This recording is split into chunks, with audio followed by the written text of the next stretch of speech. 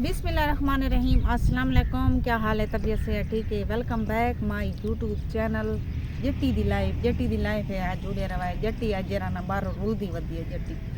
जट्टी होने काम करके आइए घरों घर दा पहले काम कीते सी घर दा काम करके भला जरा मैं जिता काम करे नहीं पिया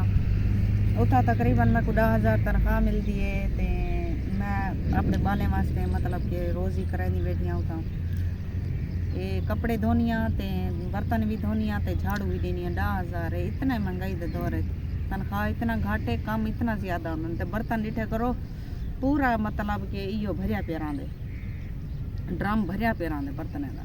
ते कपड़े इतने होंगे कि यकीन कराए तो मैंने सैनी पिया कपड़े तकरीबन 10 बंदे कपड़े होंगे जेरे मैं कहूँ मन के रोज़ाना डेली मैं को धोने को ते माशाल्लाह मैं काम करके भी वह होने वाली हाँ जॉब ते भी नहीं जॉब काम वाली है जिता काम करे नहीं उथा काम करके वलदियाँ मतलब अपने यूट्यूब को भी टाइम देनी ते तुहाडा हक बनदे ते तुहाडे एक लाइक करन नाल या सब्सक्राइब करन नाल कहीं दी जिंदगी दे मसले हल थी सकदन तां प्लीज़ सपोर्ट किता करो प्लीज़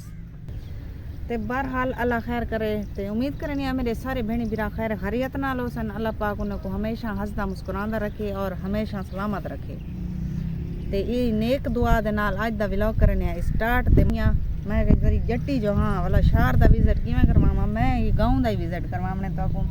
ते 2 मिनट दी वीडियो होंदी है गुजारिश तुहाडे को यही होंदी है कि 2 मिनट दी वीडियो को वॉच कर दिता करो चलो बिया कुछ नहीं कर सकते कहीं वास्ते ते इतना कर सकते वे